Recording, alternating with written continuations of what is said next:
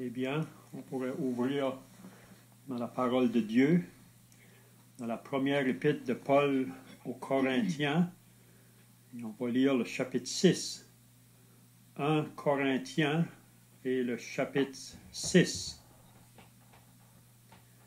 C'est l'apôtre Paul, en écrivant cette lettre, il pouvait leur dire « Quelqu'un de vous, lorsqu'il a un différend avec un autre, ose-t-il plaider devant les injustes et non devant les saints? Ne savez-vous pas que les saints jugeront le monde? Et si c'est par vous que le monde est jugé, êtes-vous indigne de rendre les moindres jugements? » C'est bien de remarquer dans le chapitre au complet qu'on va lire là, cette expression « ne savez-vous pas ». Il mentionne ça à 6 reprises dans le chapitre « ne savez-vous pas ». Donc le verset 3, il dit « Ne savez-vous pas que nous jugerons les anges, et nous ne jugerions pas à plus forte raison les choses de cette vie? Quand donc vous avez des différends pour les choses de cette vie, ce sont des gens dont l'Église ne fait aucun cas que vous prenez pour juges. Je le dis à votre honte. Ainsi, il n'y a parmi vous pas un seul homme sage qui puisse prononcer entre ses frères, mais un frère plaide contre un frère, et cela devant des infidèles. C'est déjà certes un défaut chez vous que d'avoir des procès les uns avec les autres. Pourquoi ne souffrez-vous pas plutôt quelque injustice? Pourquoi ne vous laissez-vous pas plutôt dépouiller? Mais c'est vous qui commettez l'injustice et qui dépouillez, et c'est envers des frères que vous agissez de la sorte. Ne savez-vous pas que les injustes n'hériteront point le royaume de Dieu? Ne vous y trompez pas, ni les impudiques, ni les idolâtres, ni les adultères, ni les efféminés, ni les infâmes, ni les voleurs, ni les cupides, ni les ivrognes, ni les outrageux, ni les ravisseurs n'hériteront le royaume de Dieu. Et c'est là ce que vous étiez quelques-uns de vous.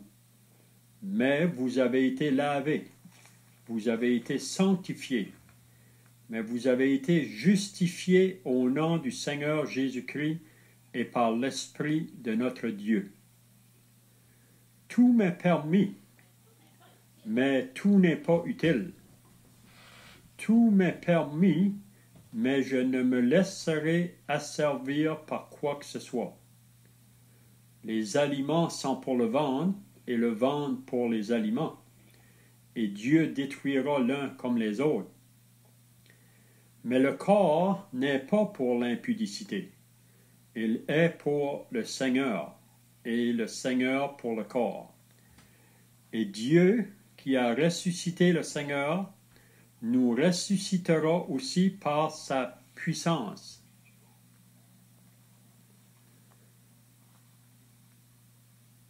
Il mentionne de nouveau, « Ne savez-vous pas que vos corps sont des membres de Christ?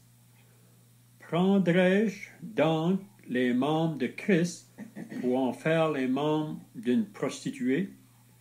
Loin de là. Ne savez-vous pas que celui qui s'attache à la prostituée est un seul corps avec elle?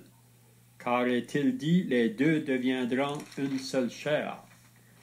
Mais celui qui s'attache au Seigneur est avec lui un seul esprit. Fuyez l'impudicité.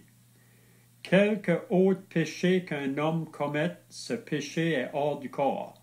mais celui qui se livre à l'impudicité pêche contre son propre corps. C'est la dernière fois qu'il mentionne, ne savez-vous pas que votre corps est le temple du Saint-Esprit qui est en vous, que vous avez reçu de Dieu et que vous ne vous appartenez point à vous-même, car vous avez été rachetés à un grand prix. Glorifiez donc Dieu dans votre corps et dans votre esprit qui appartiennent à Dieu. C'est bien, donc c'est tout ce qu'on va lire dans la parole de Dieu, espérant que le Seigneur va bénir sa parole à chacun de nous. Donc, si vous vous rappelez, dans les semaines passées, on a regardé cette épître aux Corinthiens. On sait que l'apôtre Paul, c'est lui que Dieu a utilisé pour aller dans cette ville de Corinthe pour annoncer le message de l'Évangile.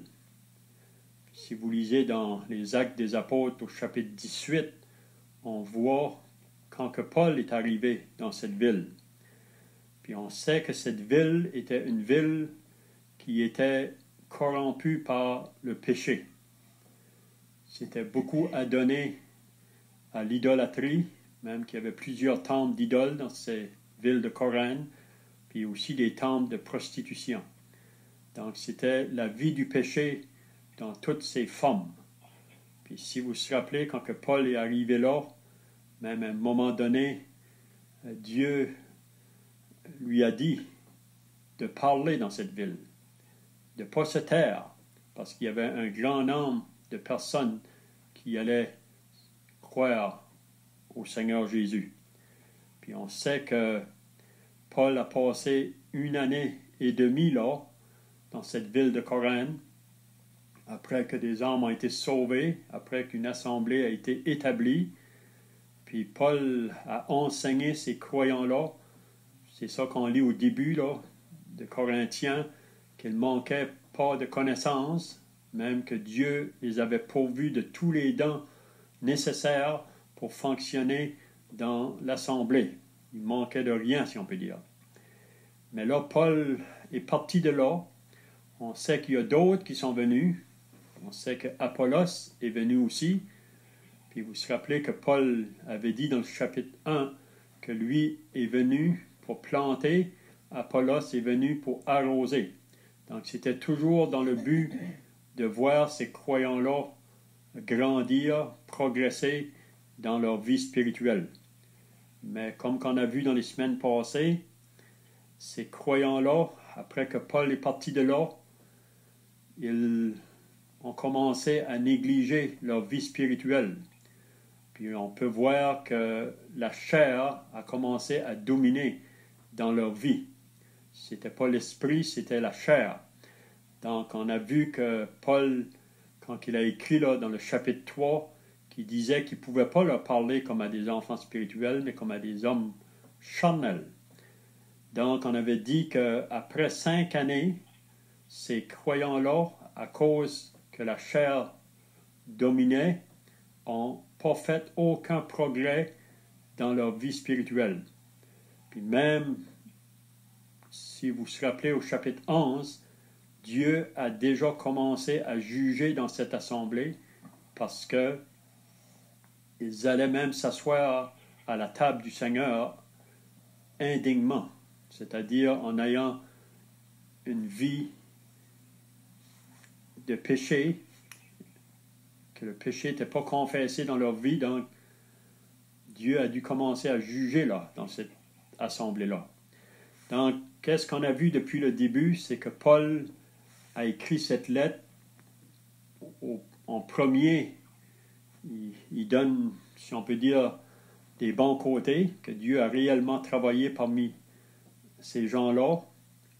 Plusieurs personnes ont été sauvées, mais il y a plusieurs choses qui se passent dans l'assemblée à cause que la plupart est charnel. Donc, on avait vu la dernière fois, c'était le péché qui était commis dans l'assemblée, un homme qui vivait avec la femme de son frère. Puis Paul a dû leur écrire pour qu'ils ôtent ce péché-là au milieu d'eux, parce qu'il lui faisait comprendre qu'un peu de levain fait lever toute la pâte. Maintenant, au chapitre 6, on va voir une autre chose qui se passait là dans l'Assemblée, puis même Paul dit que c'est vraiment un défaut. Même il dit, je dis ça à votre honte, parce que c'était pas la manière que des croyants devraient marcher. Qu'est-ce qu'on peut comprendre aussi dans ce chapitre? C'est pas que dans une assemblée locale qu'il ne va pas avoir des différends ou qu'il ne va pas avoir des conflits. C'est toujours une possibilité. Parce que si vous vous rappelez dans Matthieu au chapitre 18, à partir du verset 15, même le Seigneur Jésus, là, en parlant de l'Église, on sait que l'Église n'était pas encore commencée dans ce moment-là, mais le Seigneur Jésus a mentionné l'Église à 2 reprises dans l'Évangile de Matthieu. Au chapitre 16, il disait que c'est lui qui allait bâtir son Église, mais au chapitre 18, il parle surtout d'une condition qui pourrait arriver dans une Église locale. Puis si vous vous rappelez, c'était un frère qui avait péché contre un autre.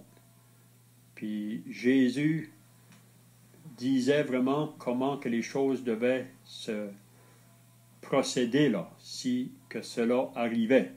Donc c'est pour dire qu'il peut avoir des différends ou des conflits entre frères et sœurs, mais nous avons toutes les ressources nécessaires pour résoudre ces choses-là entre nous. Puis ici, c'est ça que Paul va faire reproche à ces chrétiens de Corinthe, c'est que quand ils avaient des différends parmi eux autres, plutôt de prendre des personnes au milieu d'eux pour régler leurs différends, ils allaient vers les inconvertis, les gens du dehors. Puis c'est ça que Paul reprend assez sévèrement là. Donc, on lit au verset 1, « Quelques-uns de vous, lorsqu'il a un différend avec un autre, osent-ils plaider devant les injustes? » Donc, quand il dit ici « osent-ils plaider devant les injustes », c'est devant les inconvertis, et non devant les saints. Donc, plutôt d'essayer de régler leurs différends parmi eux, ils allaient vers les gens du dehors, vers les gens inconvertis. Puis c'est ici, au verset 2, que pour la première fois, il va leur dire « Ne savez-vous pas ?» Donc, probablement que c'est des choses qu'ils avaient déjà été enseignées, mais à cause de leur éloignement, à cause de la chair qui prenait le dessus, donc ils avaient oublié ces vérités-là. Vous savez que si on prend un chemin d'éloignement, si on permet la chair prendre le dessus dans notre vie, on va commencer à négliger beaucoup de choses concernant ce que la parole nous enseigne. Vous savez que la chair est contraire à l'esprit. Donc, il va leur dire au verset 2, « Ne savez-vous pas que les saints jugeront le monde?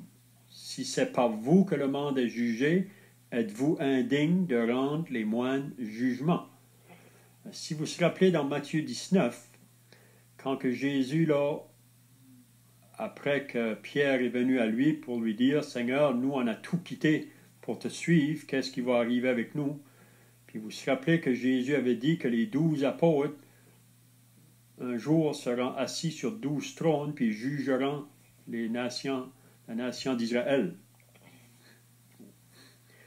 Donc, on sait qu'un jour, le Seigneur Jésus va se lever pour juger ce monde.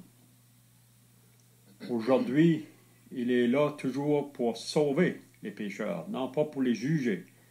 Mais on sait qu'un jour, le Seigneur Jésus se lèvera. Puis le Père a remis tout jugement à son Fils.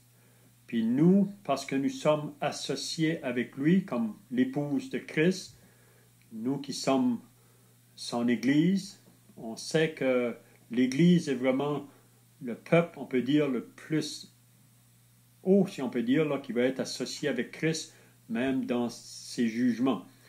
Quand il dit « Ne savez-vous pas que les saints jugeront le monde », pour moi, c'est parce qu'on est associé avec Christ. Puis quand Christ va juger à la fin, même au jour du jugement, on sera à ses côtés, puis on va simplement se mettre d'accord avec ses jugements.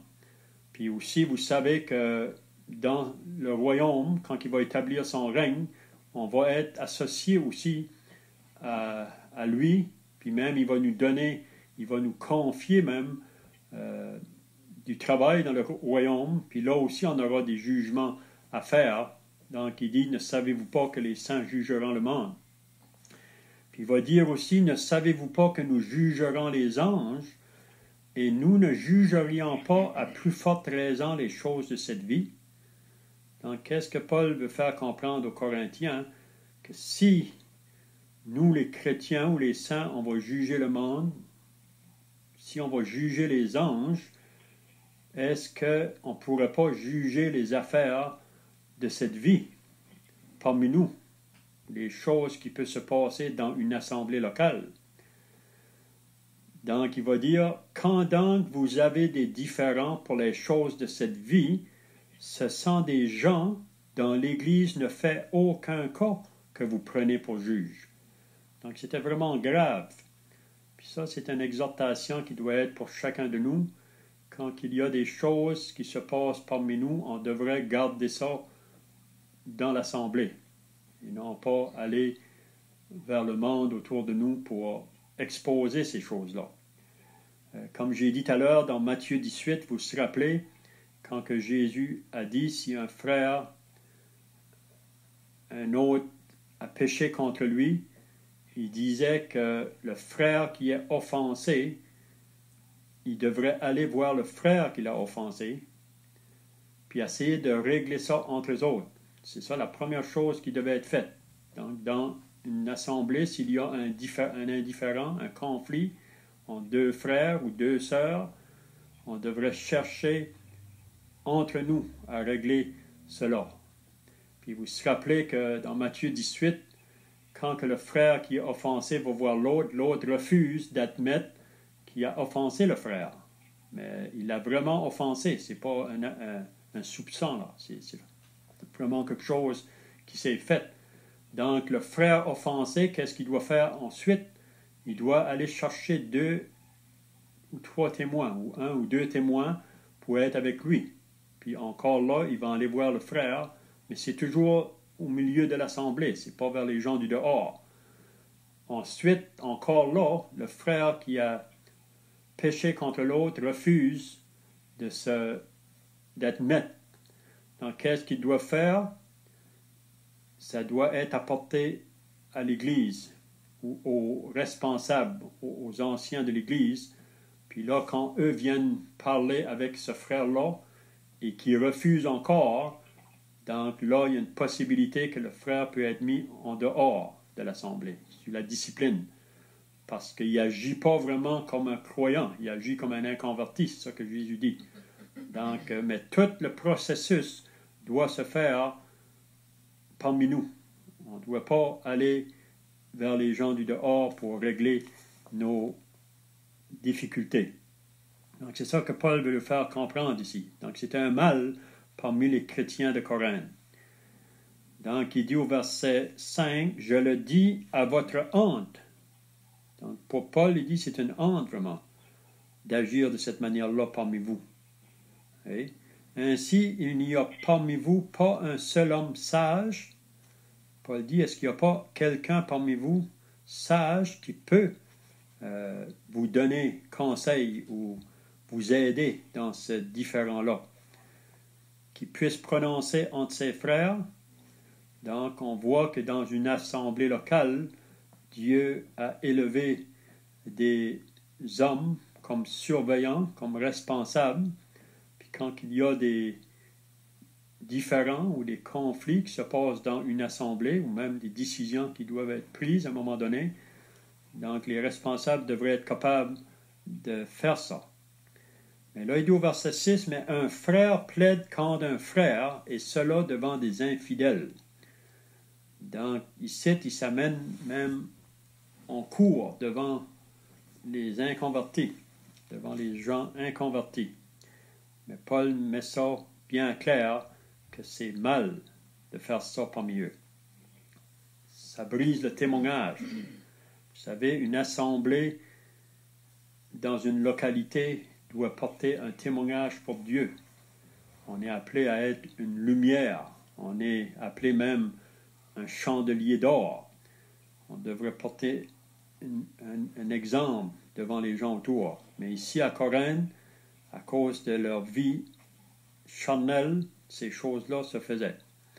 Donc le verset 7, c'est déjà certes un défaut chez vous que d'avoir des procès les uns avec les autres. Donc Paul dit, c'est mal ça, de faire ça. Donc vous devriez régler vos affaires parmi vous. Hein? Mais là, il va dire, pourquoi ne souffrez-vous pas plutôt quelques injustices? Donc Paul dit aux chrétiens ici, pourquoi avoir ces différends-là entre vous? Pourquoi parfois peut-être c'est mieux de souffrir un peu d'injustice? Pourquoi ne vous laissez-vous pas plutôt dépouiller? Pourquoi ne pas plutôt laisser les choses en vue du témoignage parmi nous? Mais c'est vous qui commettez l'injustice et qui dépouillez, et c'est envers des frères que vous agissez de la sorte.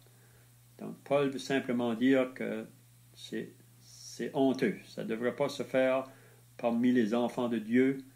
Comme j'ai dit au début, il peut arriver des conflits, mais on peut régler ça entre nous. Vous savez, s'il y a un conflit entre frères ou entre sœurs, on doit être capable de s'approcher.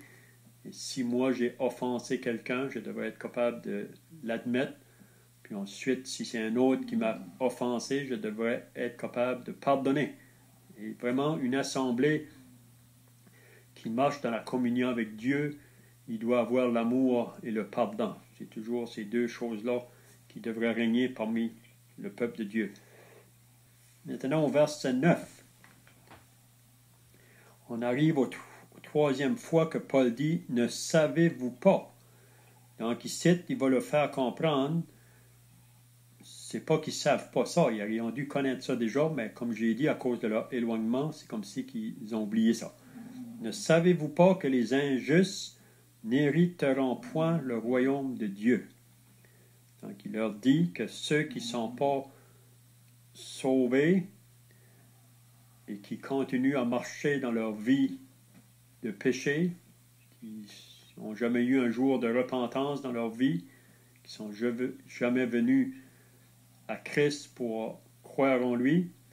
Donc, les injustes n'hériteront point le royaume de Dieu. Parce que vous savez, pour entrer dans le royaume de Dieu, il faut être né de nouveau. À moins d'être né de nouveau, l'homme ne peut pas entrer dans le royaume de Dieu. Parce qu'avec sa première naissance, c'est une naissance naturelle, une naissance qui, avec la nature du péché, donc il ne peut pas entrer seulement avec une naissance, il doit avoir une nouvelle naissance. Donc là, il va dire, ne vous y trompez pas, ni les impudiques, et il mentionne une liste de péchés, ni les impudiques, ni les idolâtres, ni les adultères, ni les efféminés, ni les infâmes, ni les voleurs, ni les cupides, ni les ivrognes, ni les outrageux, ni les ravisseurs n'hériteront le royaume de Dieu. Puis je pense que la raison que Paul leur dit ça, c'est pour faire comprendre que d'aller vers ces gens inconvertis pour régler nos problèmes, vraiment ces gens-là, ils ne connaissent pas les choses concernant le royaume de Dieu. Ils sont toujours dans le royaume des ténèbres. Il veut leur faire comprendre que ce n'est pas à eux qu'on devrait aller pour régler les choses.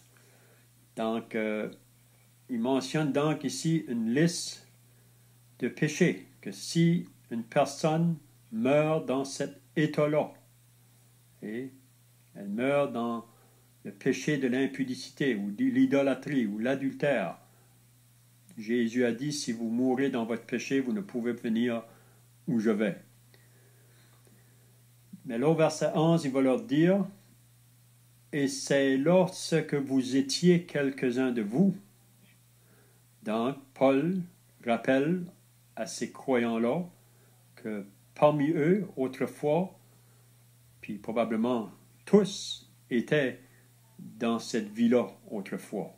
Puis chacun de nous, on peut le dire aussi, qu'avant d'être sauvé, on était associé à ces vies de péché. On était des impudiques, on était des idolâtres, on était des adultères, on était des voleurs, des cupides, des ivrognes.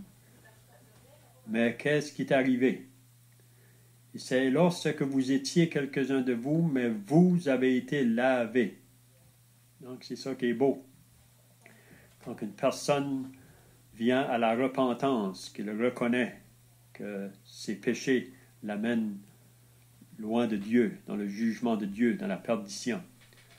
Mais il vient à la repentance, puis il reconnaît ce que Jésus est venu faire pour lui à la croix. Il a donné sa vie en sacrifice afin que nous soyons lavés, afin que nous soyons sanctifiés, mis à part pour lui, afin que nous soyons justifiés. On dit ça dans Romains 5. Et donc, justifiés par la foi, nous avons la paix avec Dieu. Donc, Paul le fait comprendre que vous étiez là autrefois, mais maintenant vous avez été lavés, vous avez été sanctifiés, justifiés, au nom du Seigneur Jésus-Christ et par l'Esprit de notre Dieu. Donc, qu'est-ce que Paul veut le faire comprendre? Que maintenant, en étant en Christ, on devrait vivre des vies qui est associées à une vie de sainteté. Si vous lisez dans Romains chapitre 6, Paul parle de deux maîtres, le maître péché et le maître Christ. Puis Paul dit dans Romains 6 qu'avant d'être associés au maître Christ, les croyants de Rome, ils avaient pour maître le péché. Puis ils livraient leur corps au péché. Si vous lisez Romains 6, vous allez lire ça. Mais maintenant, Paul dit que vous êtes en Christ, vous devriez livrer vos membres à la sainteté ou à la justice. Donc c'est ça qu'on est appelé comme chrétien, mais la seule manière qu'on peut vivre une vie de sainteté et de pureté, c'est en marchant en communion avec notre Dieu. Puis pour avoir cette marche de communion avec Dieu, c'est très important la lecture de la parole de Dieu, la prière, même notre communion les uns avec les autres. Ça, c'est la manière qu'on peut maintenir cette communion-là, puis de ne pas permettre le péché de prendre place. C'est pas qu'on ne peut pas pécher. La parole est très claire là-dessus. Il y a toujours une possibilité qu'on peut pécher. Mais si on pêche, on ne devrait pas laisser cela. On devrait tout de suite le confesser. Parce que si on néglige de le confesser, c'est là qu'on va prendre un chemin d'éloignement. Donc, je pense qu'on va arrêter ici pour aujourd'hui parce que le verset 12 à la fin, c'est aussi intéressant. Là, qu'est-ce que Paul veut enseigner aux Corinthiens. Donc, je vois que le temps est passé. Donc, après qu'un frère termine de la prière, on va annoncer qu'il y aura une réunion ce soir à 7 heures. Donc, tous sont bienvenus. Pour les pauvres pécheurs tels que nous. Et nous pouvons penser, parler de sa mort. Les hommes l'ont mis à mort. Mais le Seigneur Jésus lui-même a dit, je donne ma vie, non pas comme le monde la donne, mais ça la donne afin de le pouvoir de la reprendre, quel est l'ordre que j'ai reçu de mon Père. Et nous savons qu'il n'y a rien qui a été fait sans les plans de Dieu. Et que nous pouvons penser comme le Seigneur Jésus a tout fait à merveille et qu'il était dans la volonté de Dieu. Et que nous pouvons penser qu'il pouvait dire que ta volonté soit faite et non la mienne. Et nous voulons te remercier pour cela. Ce matin, cette réjouissance que nous avons dans la personne du Seigneur Jésus, que nous n'avons pas toujours cette réjouissance, on peut la confesser, que des fois la chair peut dominer, mais comme nous avons entendu dans cet enseignement, on ne s'appartient pas nous-mêmes, mais on devrait te soumettre à tes voix. Et nous voulons aussi te remercier pour ce temps que nous avons passé ensemble, dans l'adoration et l'enseignement de ta parole. Et comme nous pouvons entendre la voix d'un de nos frères qui est dans ta présence aujourd'hui, qui pouvait dire, on peut se retirer du monde, mais apporter le monde chez nous, ce n'est pas mieux. Et nous savons certainement, on peut te confesser ces choses, que le diable est rusé par toutes sortes de moyens au lieu de nous détourner de ses voies. Et on peut te le confesser. Que la chair est en nous, jusqu'au jour que tu vas venir nous chercher. Et tu puisses, oh Dieu, nous épargner de nourrir cette chair. Et que tu puisses nous mettre à cœur d'être nourris dans les choses d'en haut. Et nous voulons aussi te remercier pour l'évangile qui est prêché encore. Que tu pourrais mettre ta main et que tu pourrais sauver des âmes. Et nous voulons te prier abondamment sur chacun de tes enfants, partout là où ils sont. Des fois, on peut être tendance à être découragé, être tendance à être déprimé. Mais de pouvoir penser, comme ta parole nous dit, ayant le regard sur Jésus, le consommateur de la foi. Donne-nous un cœur à garder nos yeux sur lui, et non sur les manquements de nos frères ou nos sœurs. Cela, le diable peut utiliser cela, oh Dieu, pour même nous détourner de ses voies, et même de détourner nos regards sur le Seigneur Jésus. Te remercions pour tous les bienfaits que tu nous accordes de jour en jour, pour cette journée que tu nous as donnée. Au nom du Seigneur Jésus. Amen. Amen.